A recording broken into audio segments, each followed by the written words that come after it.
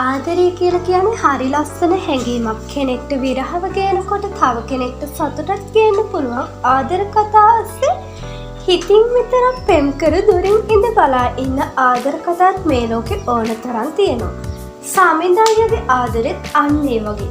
කලාව කියන මහා ගහේ අත්තක් ඉත්තක් පාහේ ඇවිදලා ගත්තු අත්දැකීම් ගොන්නත් කොනකින් තියාගෙන. පුංචි පිටුවේ 108කින් මාර ආදර පළකිලව්වක් අපිත් එක්ක ලෝභනටම බෙදාගත්ත අපූර්ව මිනිසා. ඒ වෙන කවුරුත් නෙවෙයි මහින්ද ප්‍රසාද් මස්සිඹුලයන්. කතාව ආරම්භ කරන්නේ ලේඛකයෙකු වෙන්න හීන දකින පුංචි කොල්ලෙක් එයාට වැඩිය ටිකක් වැඩිමහල් අයියා කෙනෙකුගේ ලියුමකට ගෙදරට යෑමයි. එයාලා එතනදි තොරතුරු කතා කරන ගමන් එක જાතිය කෑමවල රහ බලනවා වගේ දේවල් වලින් ඔය අස්සේ තමයි සමිඳ අයියාගේ පෙම්වතිය සංචරණි ගැනත් යාළුවට කියන්නේ. ආදරයේ විශ්වීය පණිවිඩය අරගෙන කන්දෙන් කන්දට ගමන් කරන ඉඟුරු මලක් වගේ දුර්ලභ ලාපාට ගැහෙන සිහිනය. යාළුවා විතරක් නෙවෙයි අපිට උනත් පොඩ්ඩක් පුදුම හිතෙනවා. මොකක් ගැනද මේ කියන්නේ කියලා ඉඟුරු මලක්. හරිම ලස්සනයි ඒ උපමාව. එතනම හිතෙනවා මේ ආදරේ පොඩ්ඩක් විතර වෙනස් වෙන්න ඇති කියලා. එක තැනකදී කියනවා සමිඳ අයියා එයා කොහොම හරි මගේ කරගන්න ඕන කියන එක දේශපාලනිකයි. එයා කොහේ හරි සතුටින් ඉන්න ඕන කියන එක විශ්වයයි කියලා. ලාභ රත්තරන් දිලිසෙන පාළුවේ දියල තුට්ටු දෙකට විකිනෙන ආදර කතාවසේ මේ ආදරේ මාරයි.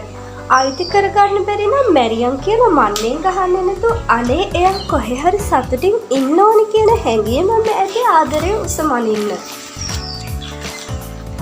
සංචරණි කියලා කියන්නේ පුංචි කිරිල්ලියක් වගේ නිදහසේ පියාඹන්නාස් කෙල්ලෙක්. එයා වැඩට යන්න තෝරගත්ත පාර ලස්සනයි. ඒත් ඒ ලස්සන අස්සේ පොඩි දුෂ්කර බවකුත් තිබුණා. මම මුලින්ම කරපු දේ තමයි එයා ඉක්මනින් හා පහසුවෙන් යන්න තෝරගත්තු ඒ පාර ලස්සන කරන එක. ඒකේ ඉස්තර ඔහම නෙමෙයි දෙපැත්තෙම ලඳු කෙලෙව් මං ඒ සේරම සුද්ධ කළා. සල්ලි කුලේ තරාතිරම වගේ දේවල් ආදරේ හරස් කරන් ඉන්න මේ වගේ කාලෙක අතින්වත් අල්ලන්නේ නැතුව හිතින් විතරක් අල්ලගත්ත පෙම්වතියගේ ආරක්ෂාවේ වගකීම සමිඳ ගන්න හරිම ආසාවෙන් ආදරේ. ඒ විතරක් නෙවෙයි අවාරේ මැයිමාර පුබුදවන්නේද ඇගේ ලස්සන මූණ හෙනාව තප්පරයක්වත් අතුරට හම් වෙනවට ලෝභ හින්දාමයි. සංචරණගේ පුංචි වෙනසක් පවා සමිඳට දැනෙන්නේ හරියට ආත්මගත ප්‍රේමයක් වගේ. එදා සංචරණේ රස්සාවට ගිය අවසාන දවසේ එයාගේ වේදනාත්මක සමුගැනීම සමිඳ මිතුරට කියන්නේ.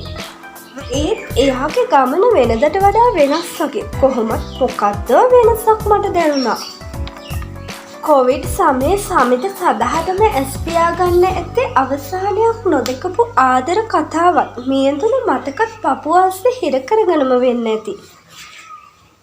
මස්සිඹුලයන් මේ ආදර පළහිලව් ගැන ලියද්දී යොදලා තියෙන හැම අකුරකම අමුතුම ආදරණීය බවක් තියෙනවා. සමිඳ කියන නම ඔහු විට කන විදිය ලොකු ඔරලොස්සුව වගේ දේවල් වලින් ගැමි ගතියත් අනිත් අයට වඩා වෙනස් බවත් පේනවා. නෙල්ලි තෙම්පරාදුවේ රහට නම් අපේ උනත් කටට කෙල උනනවා. මැයි මාර ගහ කපනවා, නැගණිය හෝටලයක් දානවා වගේ ඒවයින් අදහස් කරන්නේ නැත්තේ අවසාන කාලේ මැයි මාර සමාජ වෙනස වෙන්නත් පුළුවන්. පුංචි අදහ ගන්න බැරි දේවල් තිබ්බත් ඒක කතාවේ රසයට ආදරේ ආදරණීය බවට නම් පොඩ්ඩක්වත් බාධා වෙලා නැහැ. උළුහාල් ගම්බිරිස් වසාවාසි වගේ රසකාරක දාලා හරියට නිකන් ගෙදර වත්තෙන් කඩාගත්ත අලුත් එළවලුවක් වගේ උපමයි ඒ ඔස්සේ ඔබ්බලා. මස්සිඹුලයන් රසවත් ව්‍යංජනයක් අපිට පිළිගන්නලා වගේ තමයි මේ පොත කියවලා ඉවරෙන්නේ මට නම් දැනෙන්නේ. පොත් කියවන්න ආස ඔයාලත් අනිවාර්යෙන්ම මේ මාර ප්‍රසංගය කියවන්න. එහෙනම් මං ගිහින් එන්නම් මේ මාර ළමයෝ.